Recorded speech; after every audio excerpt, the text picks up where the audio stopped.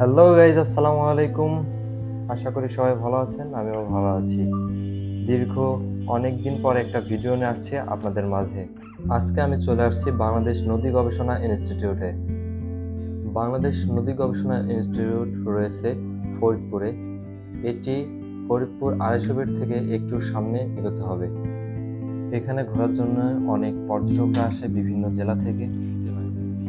নদী গবেষণা ইনস্টিটিউট হলো বাংলাদেশের একটি গবেষণা প্রতিষ্ঠান যা প্রধানত বাংলাদেশের বন্যা নিয়ন্ত্রণ, নদী নাব্যতা রক্ষা ও পলিবীকরণ, সেচ ব্যবস্থা এবং নদীর তীর সংরক্ষণ কাজে জরিপ, পরিচালনা ও ব্যবস্থা গ্রহণের কাজ করে এবং এটি ফরিদপুরে অবস্থিত। এই জাতীয় প্রতিষ্ঠানটি বাংলাদেশ সরকার কর্তৃক অধীন একটি সংবিধিবদ্ধ স্থান। নদী গবেষণা ইনস্টিটিউট 3টি বিভাগে সমন্বয়ে গঠিত: হাইড্রোলিক রিসার্চ, জিওটেকনিক্যাল রিসার্চ এবং অর্থ ও প্রশাসন পরিদপ্তর। এখানে রয়েছে বিভিন্ন ধরনের কক্ষ। বিভিন্ন জায়গা থেকে অনেক লোক আসে ঘুরে দেখার জন্য। এখন আমি দেখাচ্ছি বাংলাদেশের নদীর সকল শাখা প্রশাখা। এখানে দেখতে খুবই সুন্দর, যার কারণে সবাই আসে, ঘুরতে আসে। এই নকশাগুলো দেখে নদী পরিচালনা করা হয়, কিভাবে কখন কোন এলাকায় বন্যা হবে, বন্যা কিভাবে মোকাবেলা করবে বাংলাদেশ, এটা নিয়ন্ত্রণ করার জন্য এখানেই সর্বপ্রথম গবেষণা চালু করে। ফরিদপুরে আসলে একবার হলেও এই গবেষণা কেন্দ্রটি এসে দেখে যাবেন। দেখতে খুবই সুন্দর, তবে বর্তমান সময় অনুযায়ী এটা আরো অনেক সুন্দর হওয়া উচিত ছিল। বছরের নতুন স্বাধীনতায় আমি নতুন ভিডিও করছি। সবাই লাইক সাবস্ক্রাইব করে আমার পাশে থাকবেন। আপনাদের লাইক এবং সাবস্ক্রাইবার আমার একটা নতুন ভিডিও করতে উৎসাহিত করে। নদী গবেষণা ইনস্টিটিউট স্থাপিত হয় 1973 সালে। এটি 1991 সাল থেকে টেকনিক্যাল জার্নাল নামে জার্নাল প্রকাশ করে আসছে।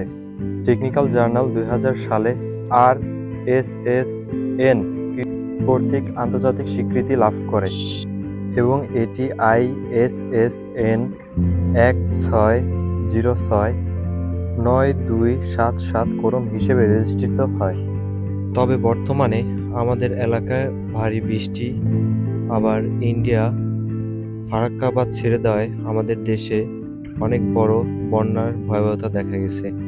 তো সকলেই সাহায্য করবেন যারা বন্যায় ক্ষতিগ্রস্ত হয়েছে।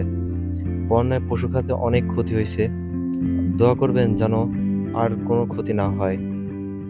যার যতটুকু সামর্থ্য আছে সে সামর্থ্য অনুযায়ী বন্যার্তদের সাহায্য করবেন। স্বৈরাচার শাসক তার সঙ্গ মিলে আমাদের দেশটারে একেবারে শেষ করে ফেলছে। তারা বিভিন্ন খাতের লুটপাট করে অর্থ পাচার করেছে, যার কারণে দেশ রয়েছে এখন বিপুল পরিমাণ অর্থ সংকটে। স্বৈরাচার শাসকের হাত থেকে বাঁচার জন্য অনেক বড় একটা অবদান রাখছে প্রবাসীবাসী।